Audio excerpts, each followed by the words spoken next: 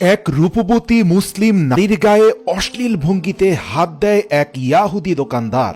এ নিয়ে মদিনার বাজারে মুসলিমদের সাথে ইয়াহুদিদের এক রক্তক্ষয়ী সংঘর্ষ হয়।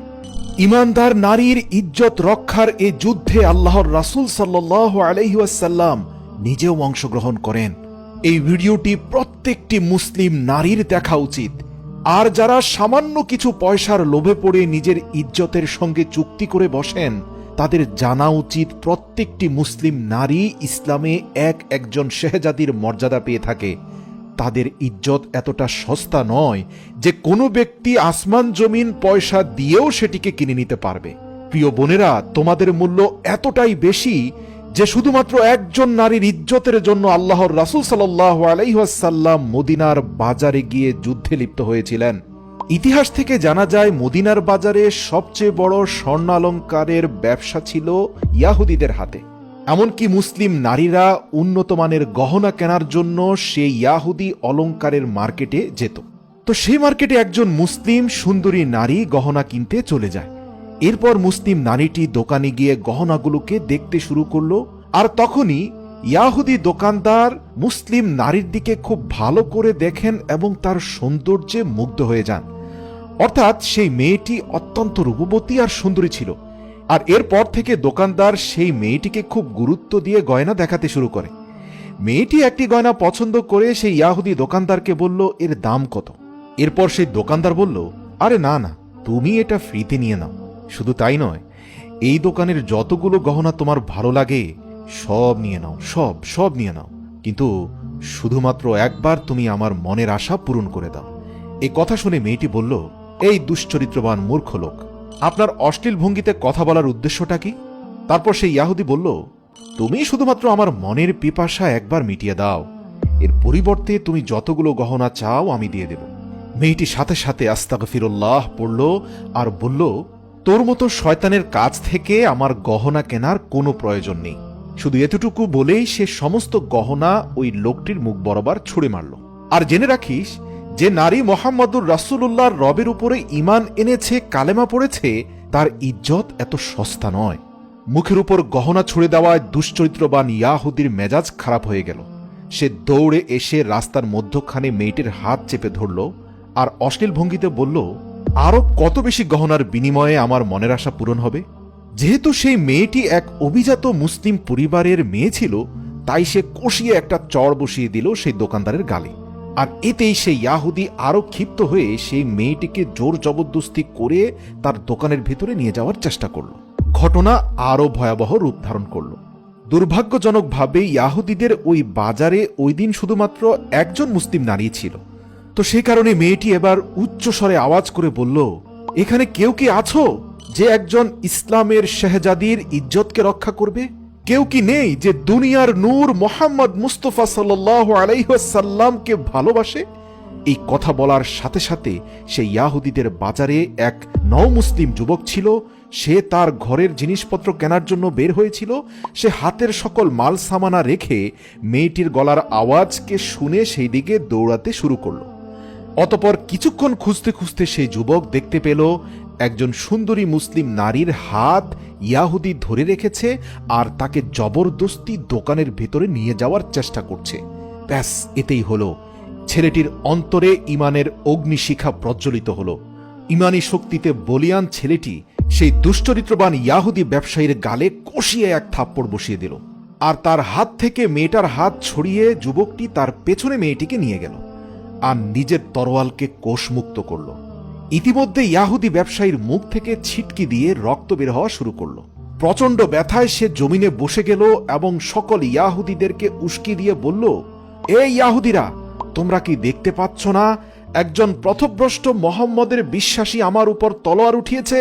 হে আমার জাতির মানুষরা, আমাকে সাহায্য করো, এগিয়ে আসো।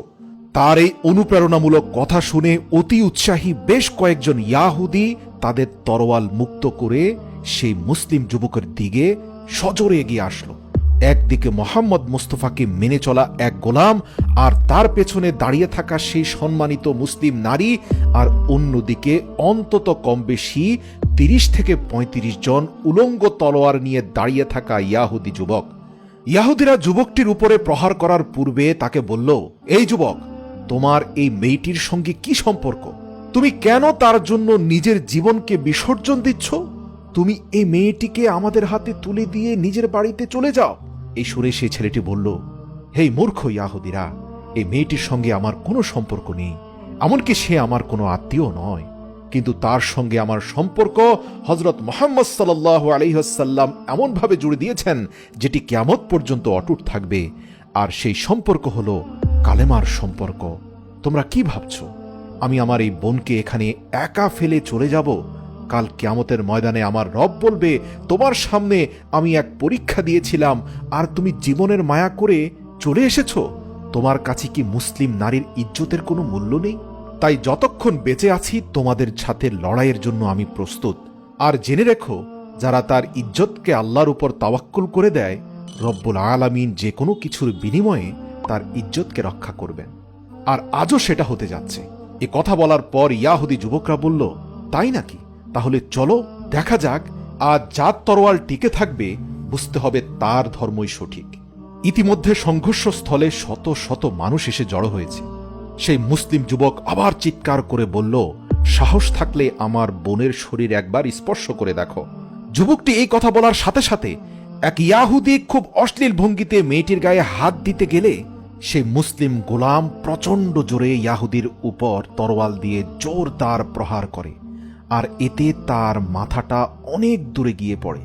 যুবকটি বলল, খবরদার, কেউ ভুল করবে না, আমি এক আল্লাহ ব্যতীত কাউকে ভয় পাই না, আমি মোহাম্মদ মুস্তাফার উপর কালেমা পড়েছি, তাই জীবন দিতে প্রস্তুত। কোনো শয়তানের হাত আমার বোনের গায়ে পড়তে দেব না। আর ব্যাস, এরপরে শুরু হয়ে গেল প্রচণ্ড রকম তরোয়ালের লড়াই। আর সেই যুবকও নিজের সর্বোচ্চ শক্তি দিয়ে তাদের সবার সাথে লড়াই করতে লাগলো। আর এমনইভাবে প্রায় 1 ঘন্টা পর্যন্ত চলে গেল। কিন্তু বাস্তবতা হচ্ছে, একটি যুবকের তলোয়ার কিভাবে এতগুলো ইয়াহুদি যুবকের বিরুদ্ধে টিকে থাকতে পারে? হ্যাঁ, এটাই রব্বুল আলামিনের ঈমানী শক্তি। কিন্তু এও সত্য যে সেই যুবকের শরীর ইতিমধ্যে তরোয়ালের আঘাতে ক্ষতবিক্ষত হয়ে গেল, তার তলোয়ারের গতিও কমতে থাকলো। এবং এই দৃশ্য দেখে মেয়েটি অনেকটা ঘাবড়ে গেল। তখন মেয়েটি রব্বুল আলামিনের কাছে হাত তুলে বলতে লাগলো, হে রব্বে কারীম, হে রহমান রাহিম, এই যুবক কালেমার জন্য এক মুসলিম শাহজাদির জীবন রক্ষায় নেমেছে, আর যদি সে ক্লান্ত হয়ে যায় তাহলে এই মুসলিম শাহজাদির ইজ্জত বাজারে নিলাম হয়ে যাবে, আর দুনিয়ার সকল মানুষ আপনার মাহবুবকে, নূরে মোহাম্মদুর রাসূলুল্লাহকে কথা শোনাবে। মেয়েটি আল্লাহর কাছে কান্না করতে লাগলো। আর সেদিকে ছেলেটির তলোয়ার চালানোর গতিও কমতে শুরু করেছিল। যুবকটির হাত ক্লান্ত হয়ে গিয়েছিল। আর তলোয়ার চালাতে চালাতে এক পর্যায়ে সন্ধ্যা নেমে আসলো।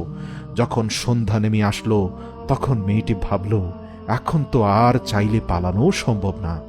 আর তাই মেয়েটি ইয়াহুদীদের জমিনেই কাবামুখী হয়ে সেজদায় লুটিয়ে পড়ল। আর সে কান্না করতে করতে বলতে লাগলো, হে রব্বে কারীম, আপনার মাহবুবের কসম, আপনি আমার ইজ্জত রক্ষা করুন, আমার ইজ্জত আপনার জিম্মায়। সে একের পর এক সেজদা করেই যাচ্ছিল আর কান্না করে করে আল্লাহর কাছে দোয়া চেয়ে যাচ্ছিল। এদিকে ছেলেটির শরীর এত ভয়াবহভাবে রক্তাক্ত হয়েছিল যে সে আর তলোয়ারই চালাতে পারছিল না। আর ইয়াহুদিরাও মেয়েটির খুব কাছাকাছি চলে আসছিল। আর মেয়েটির কান্নাও যেন আকাশ জমিন ছেদ করে উপরে উঠে যাচ্ছিল। এরই মধ্যে দূর থেকে নারায়ে তাকবীরের আওয়াজ ভেসে আসলো। যেমন সেই মেয়েটি নারায়ে তাকবীরের উচ্চ আওয়াজ শুনল, তখন সেদিকে মাথা উঠিয়ে দেখল সেই নূরনবী মুহাম্মদ মুস্তাফা সাল্লাল্লাহু আলাইহি ওয়াসাল্লাম কোষ মুক্ত তরবারি নিয়ে এগিয়ে আসছেন। আর তার পিছু পিছু শেরে খোদা হযরত আলী সজোরে দৌড়াচ্ছেন। তার হাতে আকাশের নক্ষত্রের মতো চমকাচ্ছে জুলফিকার তলোয়ার। শুধু তাই নয়, তার পেছনে আসছে হযরত ওমর, সাথে আরো কিছু সাহাবীরা। তারা সবাই আসার সঙ্গে সঙ্গে পুরো ইয়াহুদি মার্কেটের চিত্র পাল্টে গেল। প্রথমে হযরত আলীর জুলফিকারের আঘাতে 3 থেকে 4 ইয়াহুদির শরীর কয়েক টুকরায় বিভক্ত হয়ে গেল। আর এই দৃশ্য দেখে উপস্থিত ইয়াহুদিদের প্রত্যেকেই জীবন বাঁচানোর জন্য এদিক সেদিক ছুটোছুটি করতে লাগলো। কয়েকজনকে রাসূল সাল্লাল্লাহু আলাইহি সাল্লামের নির্দেশে আটক করা হলো। এছাড়াও উপস্থিত কয়েকজন মুসলিমকে এজন্য আটক করা হলো, কেননা তারা আরেকজন মুসলিম ভাইয়ের কঠিন সংকট দেখেও এগিয়ে আসেনি, বরং দাঁড়িয়ে দাঁড়িয়ে তামাশা দেখেছিল অথবা নিজের জীবনের মায়া করে দূরে ছিল। মেয়েটি সাথে সাথে আল্লাহ রাব্বুল আলামিনের দরবারে সেজদায় লুটিয়ে পড়ে শুকরিয়া আদায় করল। ইতিহাস থেকে জানা যায়, এর পরে ইয়াহুদীদের সেই বাজারে কোনো মানুষ মাথা উঠিয়ে নারীদের দিকে তাকাতো না। সেদিনের এই রক্তক্ষয়ী সংঘর্ষ সবার অন্তরে একটি শিক্ষা দিয়ে গিয়েছে, প্রত্যেকটি মুসলিম নারীর ইজ্জত এই পৃথিবীর সবচেয়ে মূল্যবান সম্পদের থেকেও আরো বেশি মূল্যবান। আল্লাহর রাসূল সাল্লাল্লাহু আলাইহি সাল্লাম হযরত ওমর রাদিয়াল্লাহু তাআলা আনহুকে নির্দেশ দিলেন, নারীদের যৌন হয়রানির অভিযোগগুলো নেওয়ার জন্য আলাদা বিচারক নিয়োগ দেওয়া হোক আর তাদেরকে কঠোর শাস্তির আওতায় আনা হোক। আল্লাহু আকবার। প্রিয় দর্শক, সেই সংঘর্ষে অনেক ইয়াহুদি মারা গিয়েছিল, আবার কিছু ইয়াহুদি মারাত্মকভাবে ক্ষতবিক্ষত হয়ে প্রাণে বেঁচে গিয়েছিল, বাকিরা সেই স্থান থেকে পলায়ন করেছিল। আল্লাহ রাব্বুল আলামিন প্রত্যেকটি নারীর ইজ্জতকে বর্তমান জামানার কঠিন সংকটময় ফিতনার হাত থেকে রক্ষা করুক। আমিন।